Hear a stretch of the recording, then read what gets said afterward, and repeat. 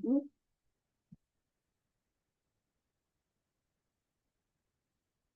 Oke, saya buka terlebih dahulu. Assalamualaikum warahmatullahi wabarakatuh. Selamat pagi, teman-teman semua, teman-teman kelompok dari 6C. Untuk hari ini, kalian akan melakukan presentasi final project, yaitu eh, project kolaborasi dari teman-teman beberapa divisi. Kemudian, nanti di sini teman-teman akan mempresentasikan hasil kerja dalam bentuk PPT, tapi nanti akan disusul oleh laporan ya teman-teman sesuai dengan yang tadi atau poin-poin yang kemarin saya sampaikan.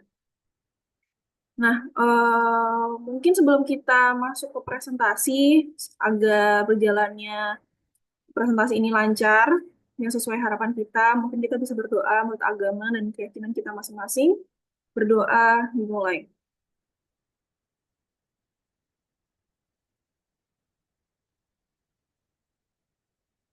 Amin ya rabbal alamin. Oke, eh, mungkin untuk mempersingkat waktu dan tempat, saya persilakan untuk kelompok 6C mempresentasikan proyek kolaborasinya. Oke, silakan.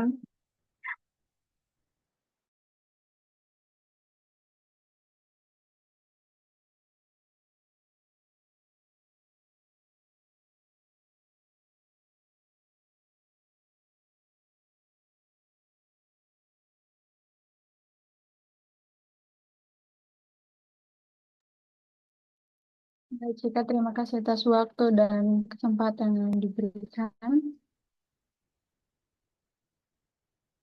Kami akan mempresentasikan hasil kerja kami.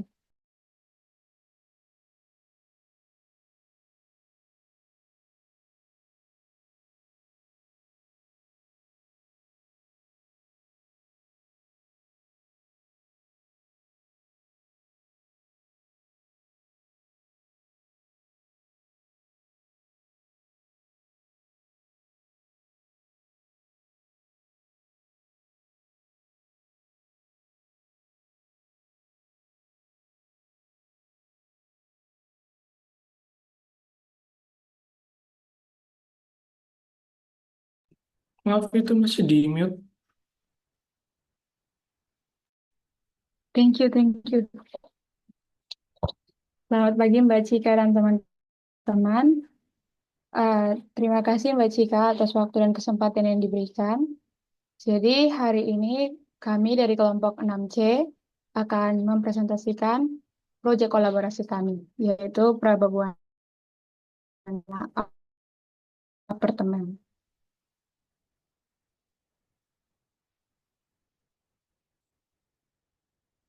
Berikut adalah nama-nama anggota kelompok saya dari BIM 6C. Yang pertama ada saya sendiri, Jome Cerabeka Logia Wangge. Kemudian ada teman saya Stacy Patricia, ada Abisar Bagas Putra, ada Christian Sinaga, ada Andi Pranata Bangun, di Prasetyo, ada Michelle Adelaide Paramita, dan ada David Al-Hafiz Saidan Setiawan. Ini adalah daftar isi PPT kami. Dan tadi sudah ada cover dan nama kelompok. Selanjutnya nanti akan ada latar belakang, nama apartemen, studi kasus, site analisis, dena dan tampak, struktural, lanskap, dan visualisasi. Ya, ini adalah latar belakang yang akan dipresentasikan oleh teman saya, Andi.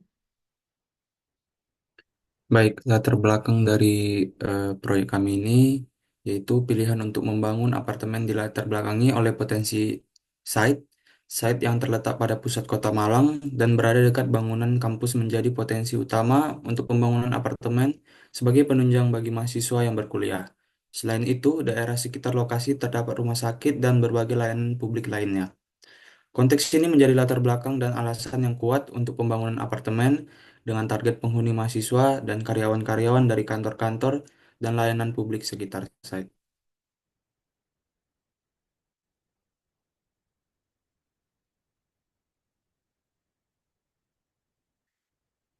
Praba Buana Apartemen. Praba Buana Apartemen, kata Praba berasal dari bahasa Jawa yang berarti sinar atau cahaya dan dalam bahasa Sanskerta artinya kilauan atau cemerlang. Sementara kata buana berasal dari bahasa Jawa yang memiliki arti bumi. Prababuana apartemen berarti hunian atau tempat tinggal yang diharapkan dapat menjadi sumber cahaya dan harmoni bagi penghuninya. Dengan kata lain, apartemen ini dirancang untuk mencerminkan filosofi Praba dan Buana yang diwujudkan dalam penerapan desain dengan mengutamakan estetika modern dan harmoni antara modernitas dan penghormatan terhadap budaya lokal.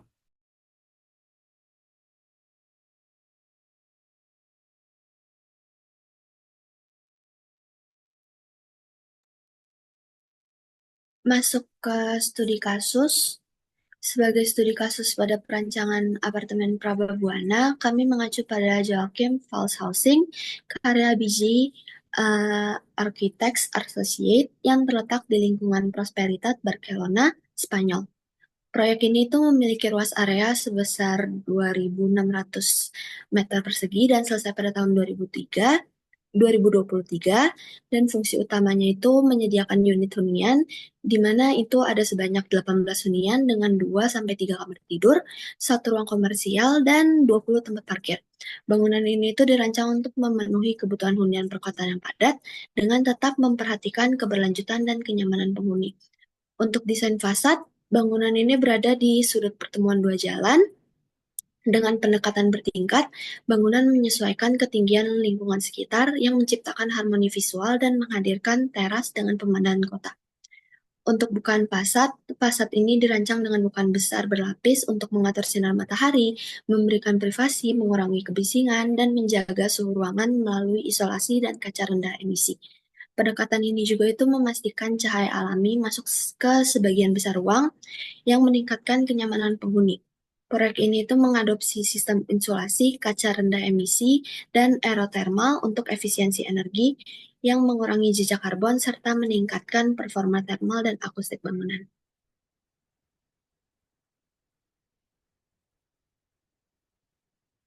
Berikut itu merupakan beberapa contoh penerapan tipe kamar pada bangunan di Joachim Fals Housing, di mana satu hunian itu biasanya berisi 2 sampai 3 kamar tidur.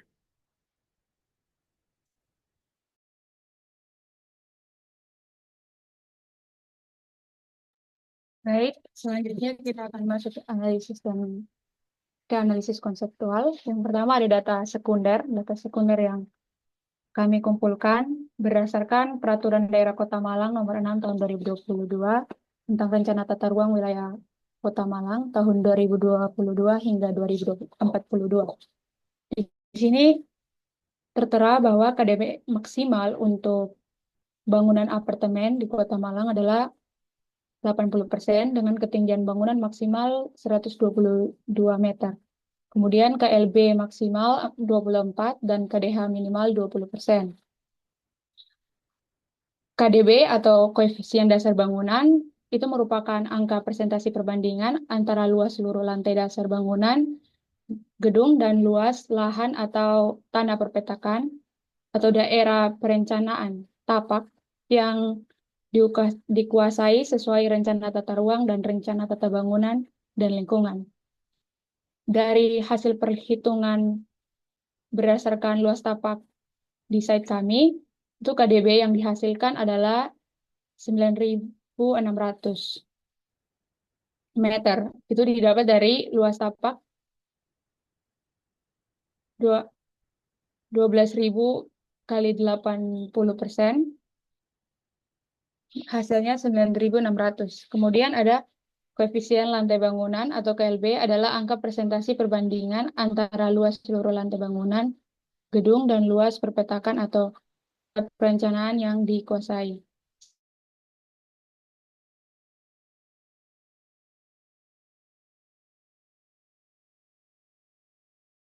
Sudah tertera, dan juga ada koefisien daerah itu merupakan angka presentasi perbandingan antara luas seluruh ruang terbuka di luar ruangan diperuntukkan bagi pertemanan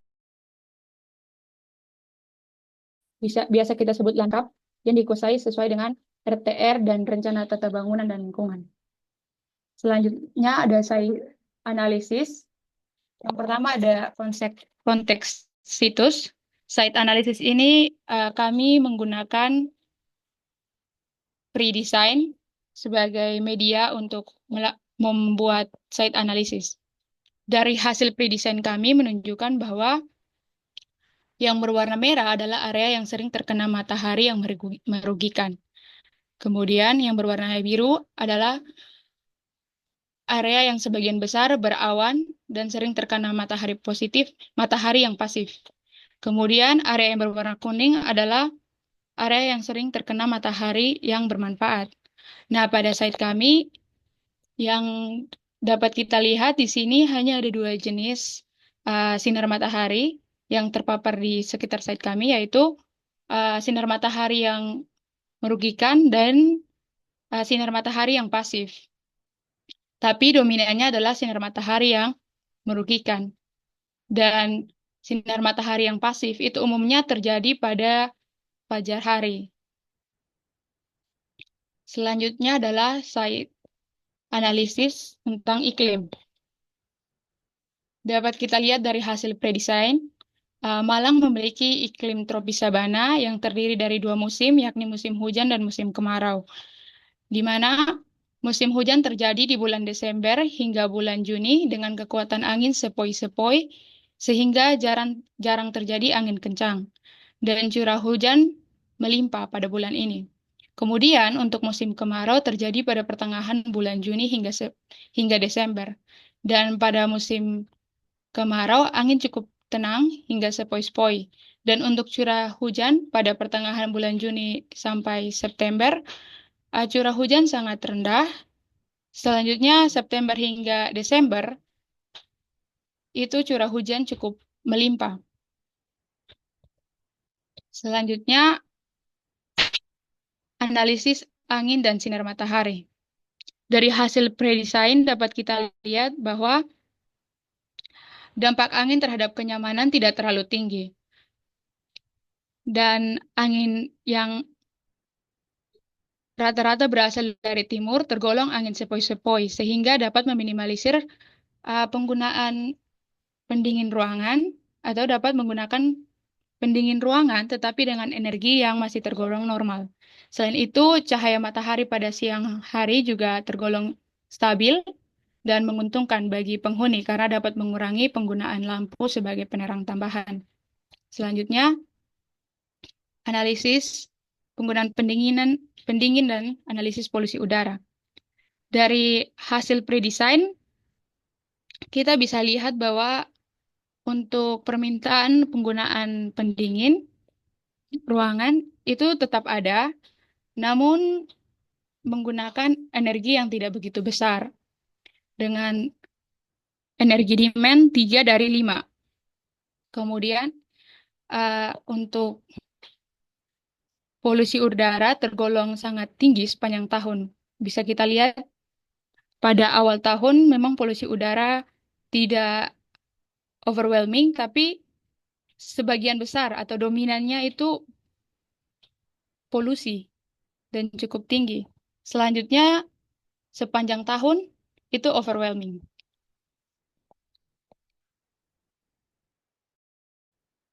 Kemudian kita masuk ke respon arsitektur terhadap dampak iklim. Dari data analisa, kita dapat menarik kesimpulan bahwa keinginan penghuni atau orang-orang yang untuk berada di luar itu sangat tinggi untuk menikmati cuaca ataupun ingin melakukan aktivitas di luar ruangan. Karena angin dan seperti yang tadi sudah kita ketahui, angin dan cuaca, angin yang sepoi-sepoi dan sinar matahari yang cukup. Hal ini menjadi salah satu faktor orang-orang untuk berada di luar. Sehingga sebagai respon arsitektur, kami akan membuat bukaan yang besar untuk menghubungkan area luar dan dalam dan memilih rasio kaca yang besar, serta shading di tempat yang dibutuhkan. Kemudian kita lanjut ke site analysis. Ini adalah peta maps kami yang kami ambil dari Google Earth. Di sini sudah ada penanda site kami, di mana batas-batas site kami pada bagian utara berbatasan dengan jalan umum. Kemudian di bagian timur itu berbatasan dengan pemukiman warga. Di bagian selatan berbatasan dengan jalan lingkungan. Di sini ada jalan lingkungan di depan rumah sakit. Kemudian pada bagian barat itu berbatasan dengan pemukiman warga dan jalan lingkungan. Ini adalah data-data yang kami ambil dari Google Maps, batas-batas site. Ini bagian depan, jalan umum dan Universitas Politeknik Malang. Ini adalah jalan umum. Kemudian di bagian timur itu ada jalan lingkungan. Di bagian selatan ada rumah sakit.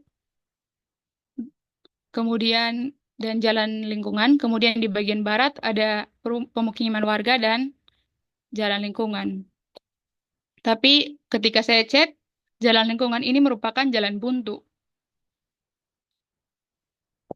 Kemudian kita lanjut ke analisis kebisingan suara.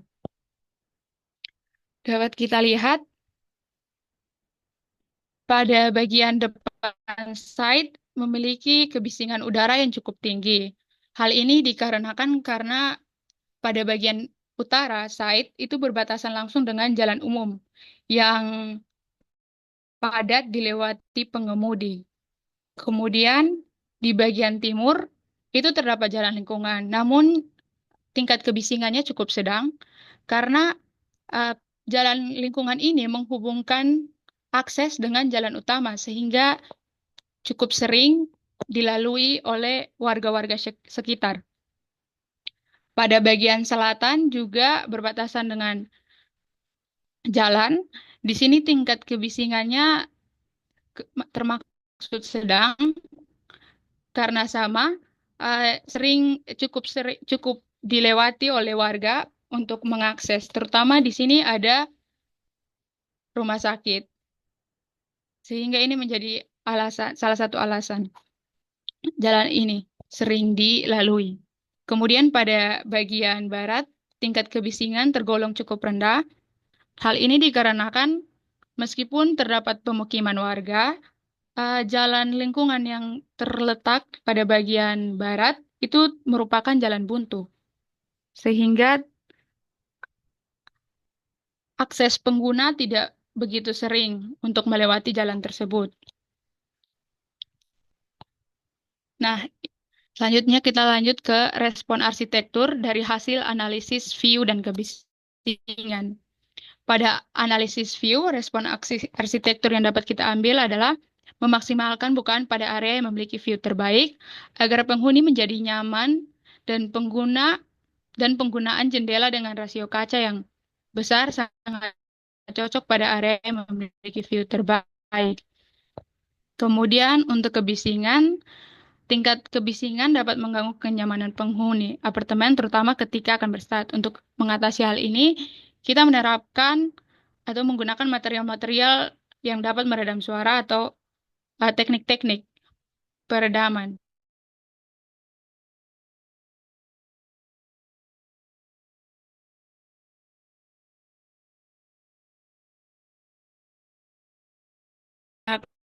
Oleh kelompok kami dalam mendesain apartemen ini.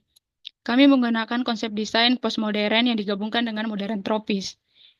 Di mana konsep desain yang kami ambil adalah bentuk fasad yang menarik, kemudian ada penggunaan warna cerah yang Udah.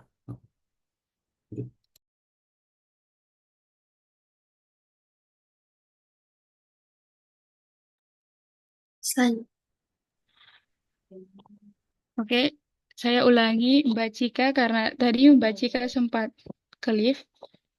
Jadi konsep desain pada yang kelompok kami terapkan pada desain apartemen, yaitu kami menggabungkan konsep postmodern dan modern tropis, di mana kami menggunakan bentuk fasad yang menarik, memilih penggunaan warna cerah yang beragam dengan kombinasi yang tepat, dan menerapkan penggunaan material kayu pada fasad bangunan. Pada desain apartemen kali ini kami mengangkat tema kontemporer dengan menggabungkan pendekatan arsitektur postmodern dan modern tropis, sehingga gedung apartemen tetap terlihat trendy dan kekinian, karena target pasar kami adalah mahasiswa-mahasiswa sebagai pengguna dan karyawan yang bekerja pada bangunan-bangunan publik dan fasilitas umum yang ada.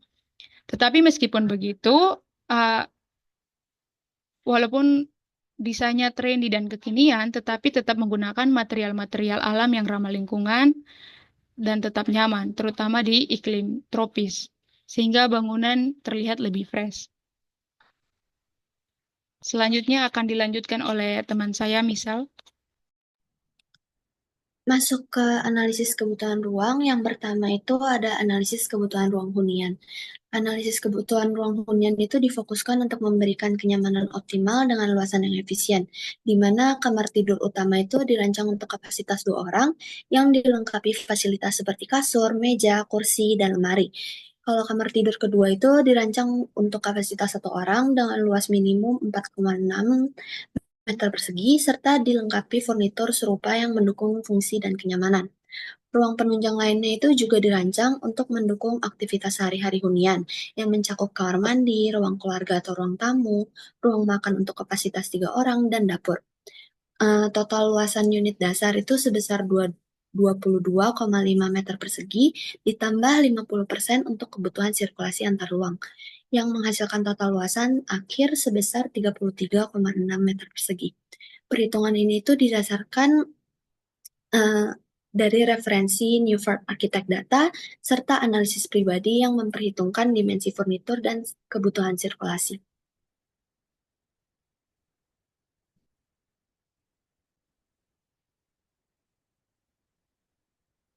Untuk yang kedua, ini ada analisis kebutuhan ruang penunjang harian, di mana dirancang untuk mendukung aktivitas penghuni dan pengelola dengan efisiensi ruang yang optimal.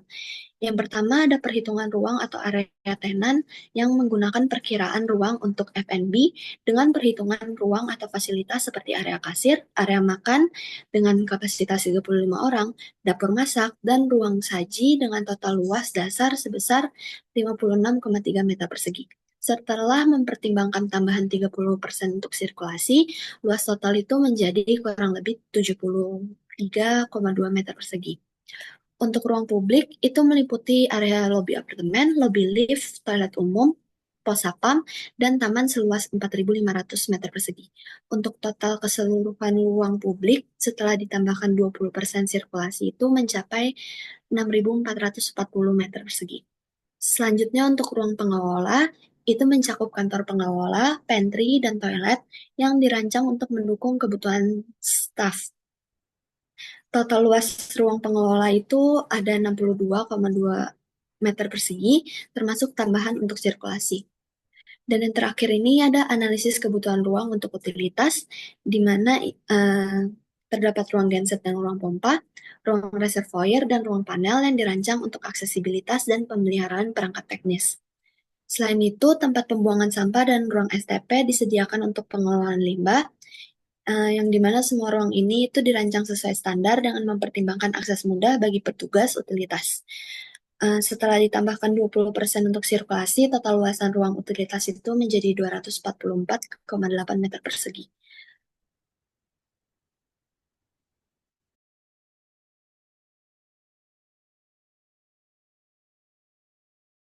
Selanjutnya dana dan tampak.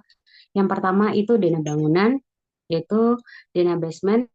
Untuk ruangannya yaitu untuk basement motor dan mobil, kemudian untuk ruang mekanikal dan elektrikal. Selanjutnya itu dana lantai 1, di mana dana lantai 1 ini merupakan area lobi dan juga fasilitas publik lainnya. Selanjutnya, kemudian untuk dana lantai 2 sampai lantai 5 ini dana tipikal, di mana terdapat dalam satu lantai ada koridor dan unit-unit apartemen yang digunakan, di mana unit apartemen per lantai itu sekitaran 16 unit per lantai. Selanjutnya, untuk site plan itu penataannya dengan penggabungan dari bangunan kepada ruang luar dengan penggunaan site plan Untuk area depan digunakan untuk landmark apartemen.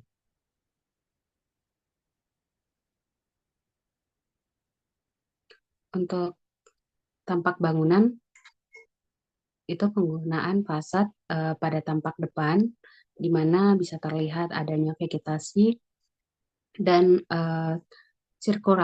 area sirkulasi seperti tangga. Untuk kemudian tampak belakang hanya tampak dinding, kemudian terdapat juga dua bukaan.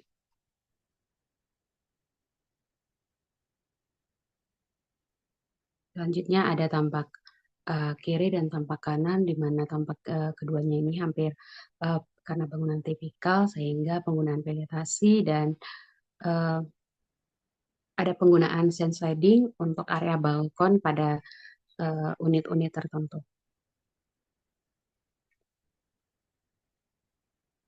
Selanjutnya akan dilanjutkan oleh teman saya Abi untuk potongan. Oke. Pada potongan sendiri dapat dilihat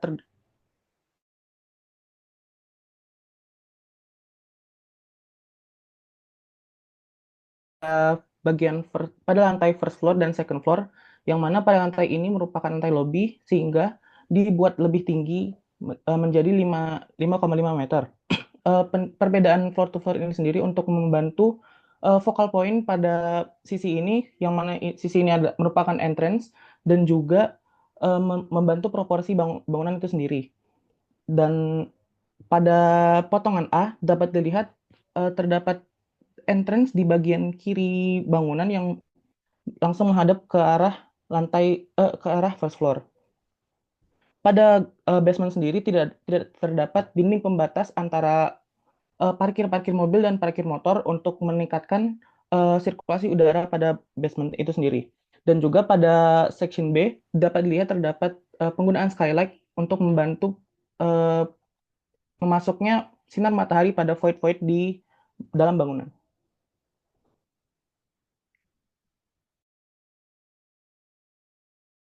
Selanjutnya kita masuk ke struktural dan master budget. Baik, terima kasih. Selanjutnya akan saya teruskan untuk penjelasannya mengenai struktural. Yang pertama, struktural ini kami menggunakan mutu beton, kemudian mutu baja tulangan lentur sebesar 26,98 MPa, kemudian mutu tulangan geser 300 MPa, kemudian diameter tulangan lentur plat 270 MPa, kemudian juga untuk diameter tulangan lentur diameter tulangan lentur besar 12 mm, kemudian diameter tulangan geser sebesar 16 mm, untuk cover konkretnya sebesar 10 mm. Kemudian bisa next.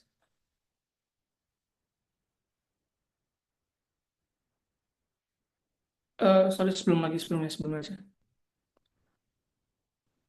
Baik, di sini kami membagi beberapa balok itu menjadi beberapa macam berdasarkan eh, panjang baloknya. Yang pertama ada balok L1, L2, L3, L4, kemudian ada B1, B2, dan B3, serta B4 dan B5.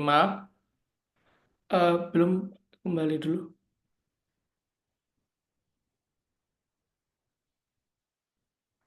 Di sini saya mengambil contoh perhitungan pada balok ukuran 35, kemudian 3565. Bisa dilihat ketika ukuran pada balok ukuran 3565, tulangan yang digunakan sebesar banyak 11 buah. Itu diletakkan pada bagian atas atau pada gambar penampang kanan kiri.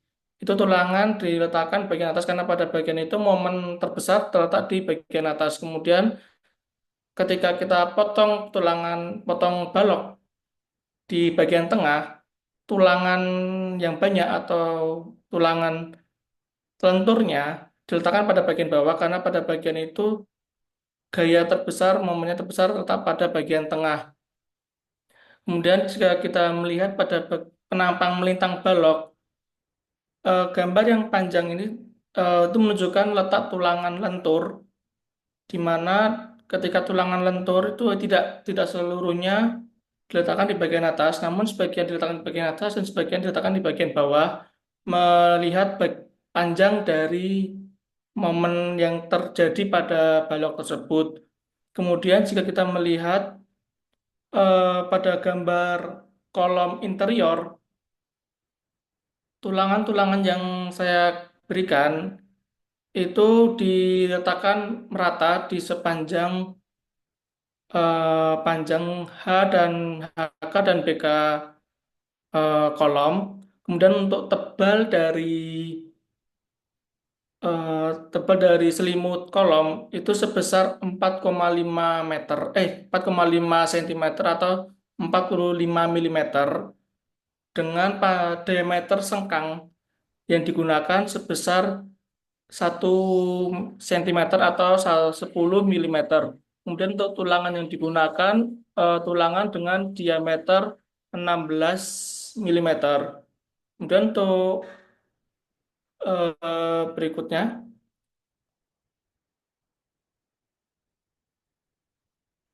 nah untuk perhitungan estimasi diameter, kemudian estimasi eh, tinggi dan lebar dari kolom, saya menggunakan SNI 2847 tahun 2019, di mana ada beberapa peraturan-peraturan tertentu seperti pada peraturan estimasi dimensi penampang itu ketika tinggi suatu balok itu wajib di antara 1/10 atau 1/12 dari dari bentang balok. Namun tidak serta-merta kita menerima ukuran balok yang ada, namun kita harus bulatkan ataupun sebisa mungkin membuat ukurannya sama. Contoh pada gambar denah balok 2 dan 3 ini, untuk kolom, lebar balok saya samakan untuk keseluruhannya, kecuali untuk lebar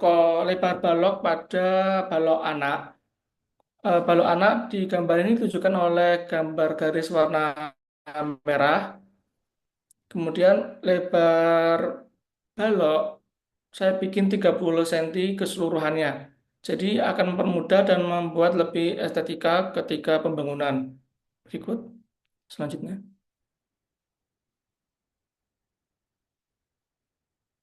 Kemudian ini adalah denah balok lantai 4 dan 5, di mana kita balok warna merah itu adalah balok anak untuk memenuhi dari kebutuhan desain interior. Jadi tidak memungkinkan untuk menambahkan balok induk pada bentang B2, beberapa bentang B2, namun saya menggantikan dengan beberapa balok anak. Sehingga untuk struktural secara perhitungan akan tetap kuat, namun secara estetika akan memenuhi dari interior desain tersebut. Kemudian pada bagian-bagian tertentu, seperti pada bagian atap, tidak keseluruhan menggunakan denah balok yang sama dengan lantai-lantai sebelumnya. Terutama pada bagian atap, beberapa balok anak dihilangkan, namun diganti dengan balok anak yang lain. Kemudian seperti contoh pada bentang B2, terdapat balok anak ukuran 3545, kemudian juga terdapat ukuran balok anak untuk bagian pinggirnya ukuran 3535, kemudian 2030, 3540. Untuk ukuran balok anak sendiri itu wajib lebih kecil ukurannya dengan ukuran daripada ukuran balok induk.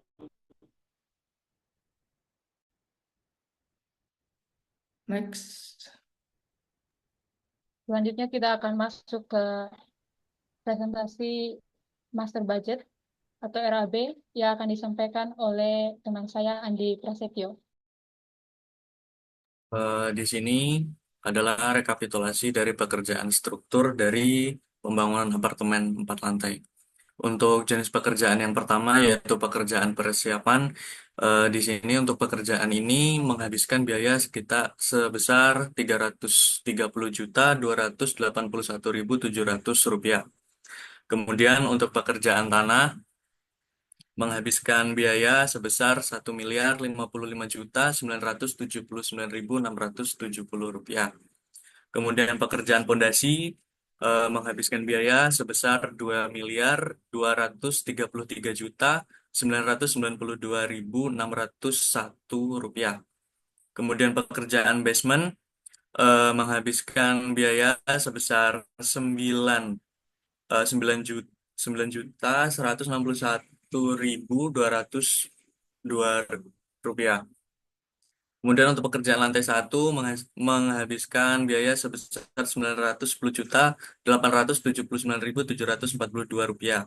Kemudian untuk pekerjaan lantai 2 sebesar 2.344.037.208 rupiah.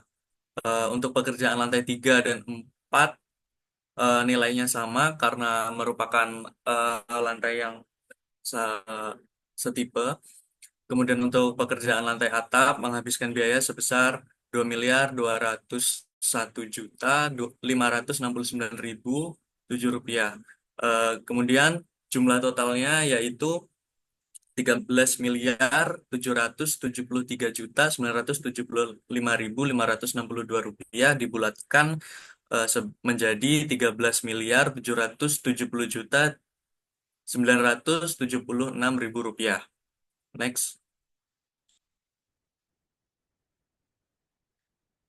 Kemudian untuk rekapitulasi pekerjaan arsitektur terdiri dari 4 pekerjaan. Yang pertama adalah pekerjaan lantai 1 yang menghabiskan biaya sebesar 1.189.623.524 rupiah. Kemudian untuk pekerjaan lantai 2 sampai 4 adalah sama, yaitu sebesar 1.192.738.138 rupiah.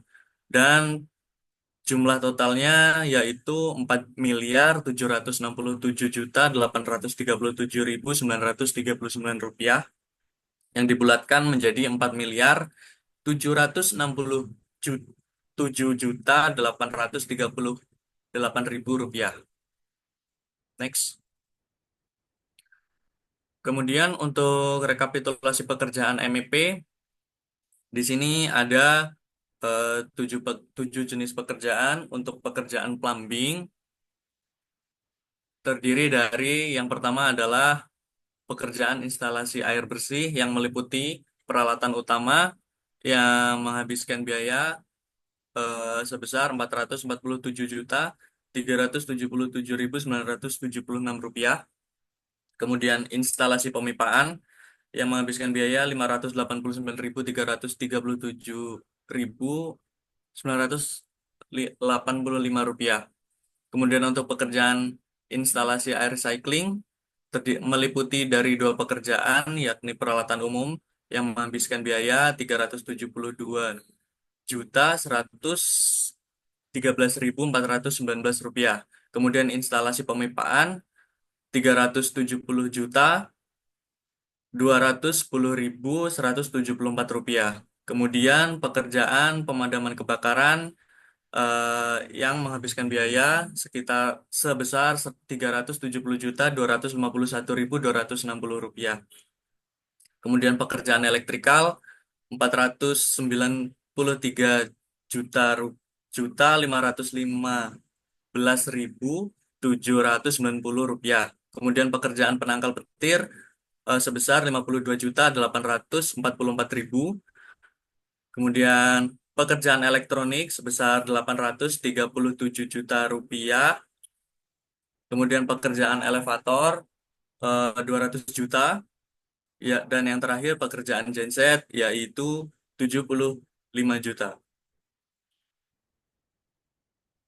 Dan jumlah total adalah 3.608.444 rupiah yang dibulatkan menjadi 3.608.845.000 rupiah. Next. Untuk biaya pembangunan di sini yang pertama ada pengadaan tanah yang terdiri dari yang pertama lahan siap bangun, kemudian pembelian tanah yang lebih dari 10 meter persegi dikenai biaya pajak dan notaris, dan kemudian biaya atas perolehan hak tanah dan bangunan yang total biayanya sebesar 6.630 juta. Kemudian ada biaya bangunan yang pertama dari biaya struktur dan arsitektur serta MEP yang total pekerjaannya sebesar 22.150.650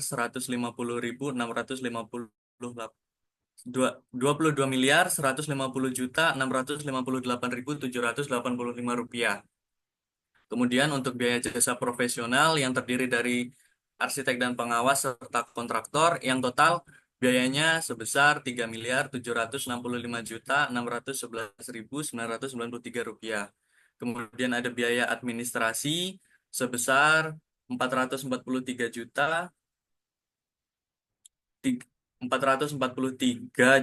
13.175 rupiah.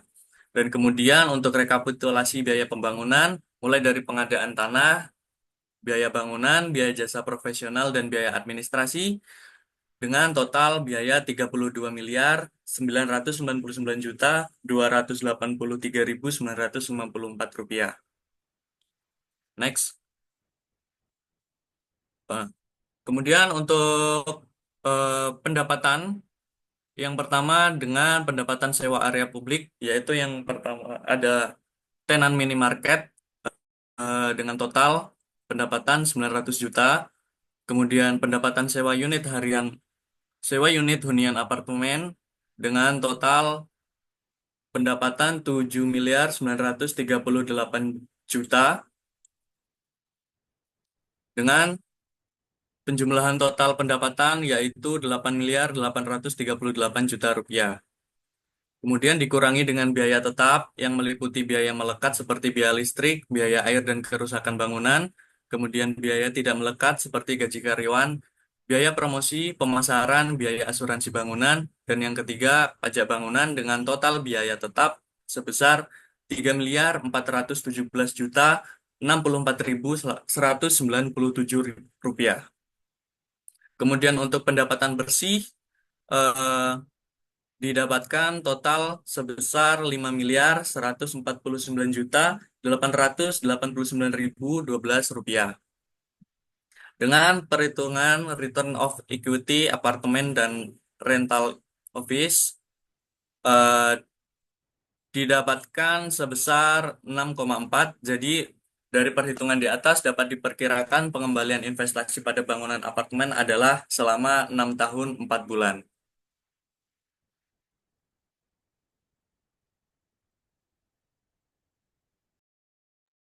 Baik, selanjutnya kita akan masuk ke visualisasi dan lanskap yang akan dijelaskan oleh Stacy Patricia dan Andi Pranata Bangun.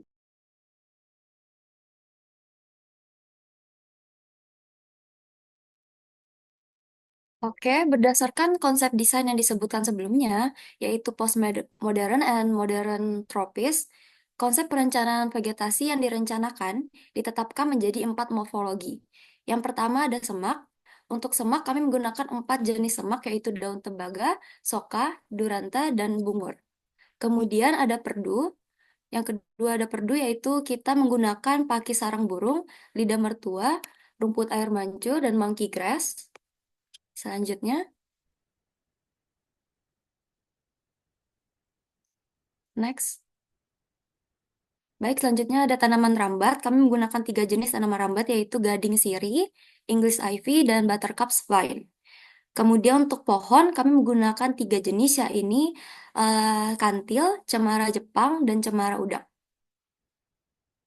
Next. Baik, masuk ke visualisasi yang pertama, yaitu eksterior. Dimulai dari eksterior Praba Buana apartemen. Ke Selanjutnya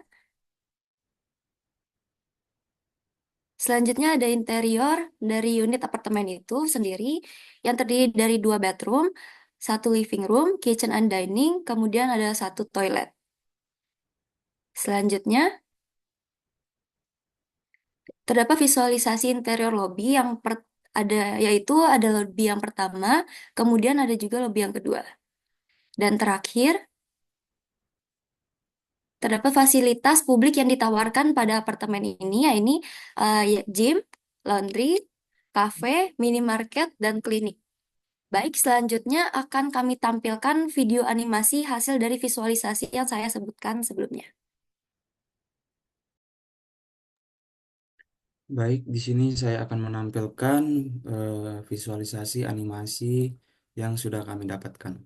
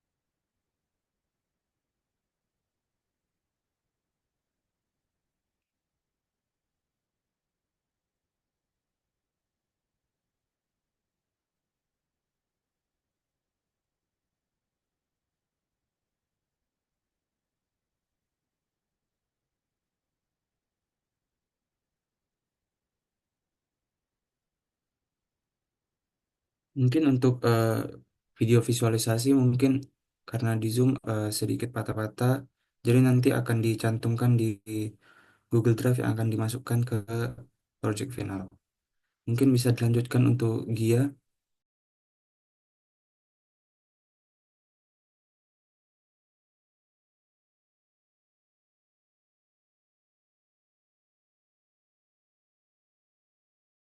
Baik, sekian presentasi dari kelompok kami. Dan sekali lagi untuk video bagi yang menonton dan mengalami lag, nanti akan kami kirimkan linknya di Google Drive. Dan mungkin ketika diposting di YouTube juga akan ditampilkan nanti. Demikian presentasi dari kelompok kami. Kepada Mbak Cika, mungkin ada kritikan, masukan, dan saran, kami persilakan. Oke, baik. Sebelumnya terima kasih buat kelompok 6C yang sudah mempresentasikan dengan baik. Dan poin-poinnya pun yang disampaikan juga sudah mencakupi poin yang memang harus disampaikan hari ini. Nah, mungkin sebelumnya kan kita sudah sempat mentoring ya, dan poin-poinnya pun jelas yang disampaikan hari ini sudah cukup lengkap. Hanya saja, mungkin karena saya belum mengetahui untuk desain akhirnya, jadi mungkin kita atau saya akan sedikit bertanya mengenai desain ya.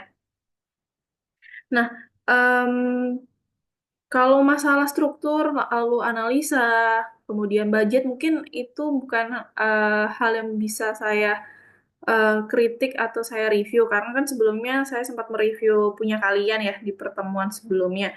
Hari ini mungkin saya akan mereview mengenai desain. Nah, langsung saja. Jadi kan dari tampak depan, ini kan ada beberapa anak tangga ya kalau dilihat.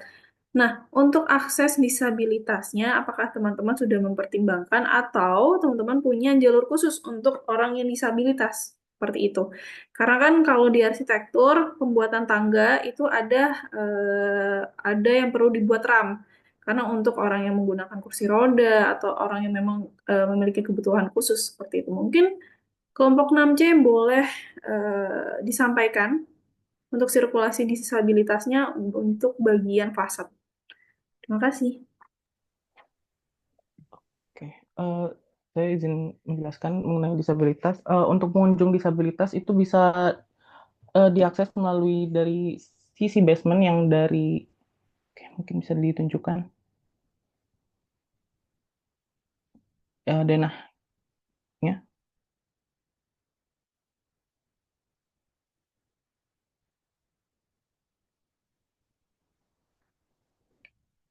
Oke, Eh, dari sisi di basement sendiri terdapat eh, lobby lift sendiri yang bisa digunakan untuk pengunjung disabilitas yang untuk mengakses ke lobby yang berada di first floor-nya, gitu Mbak.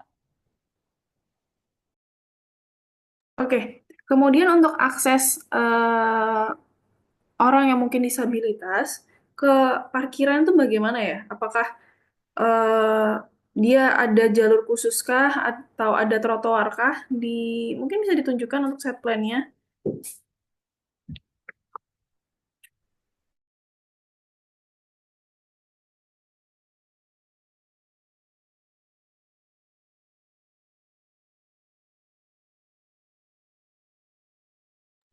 Karena kan kalau dilihat di sini, teman-teman, atau mungkin saya juga nggak kelihatan nih, ada trotoar kah atau ada jalur khusus orang-orang yang memiliki disabilitas yang mungkin turun dari mobil, turun dari parkiran, ini masuk ke area parkiran pakai area bawah, itu apakah ada jalur gitu?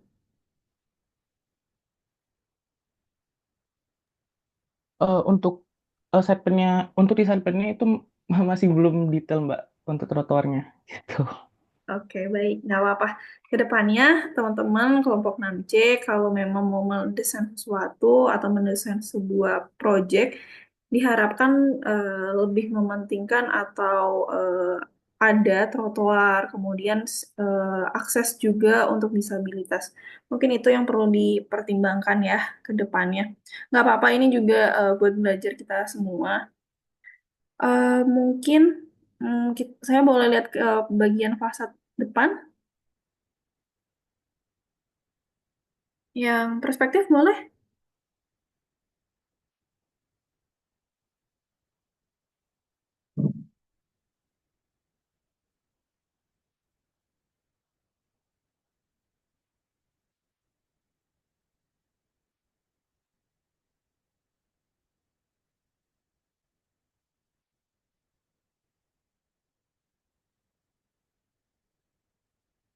Oke, baik. Hmm, jadi kalau di set plan tadi, bagian depan apartemen ini bisa digunakan parkir atau tidak bisa ya? Atau memang los seperti ini, kosong gini?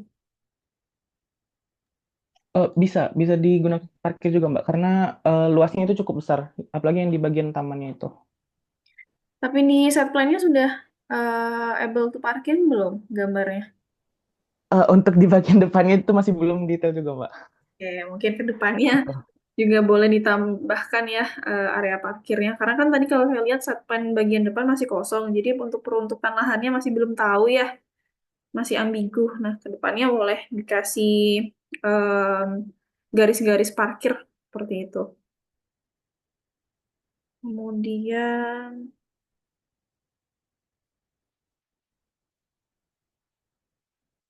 sebetulnya desainnya cukup menarik. Dan juga sudah memperhatikan beberapa analisa ya. Hanya saja mungkin yang tadi saya sampaikan untuk pemberian keterangan pada Dena, set plan itu mungkin perlu ditambahkan. Kemudian dari akses untuk disabilitas pun juga perlu dipertimbangkan. Kalau dari saya sih seperti itu. Mungkin saya hanya mereview bagian desain ya, karena bagian analisa struktur itu juga sudah disampaikan dengan secara lengkap dan detail. Lalu analisanya pun juga sudah, analisa tapaknya pun juga sudah baik disampaikannya. Lalu beberapa poin-poinnya pun juga saya rasa sudah cukup. Hanya saja ada tambahan sedikit mengenai visualisasi dari proyek atau proyek teman-teman semua. Gitu. Oke. Mungkin dari saya sekian. Mungkin dari teman-teman apakah ada pertanyaan atau ada hal yang ingin saya disampaikan sebelum saya tutup?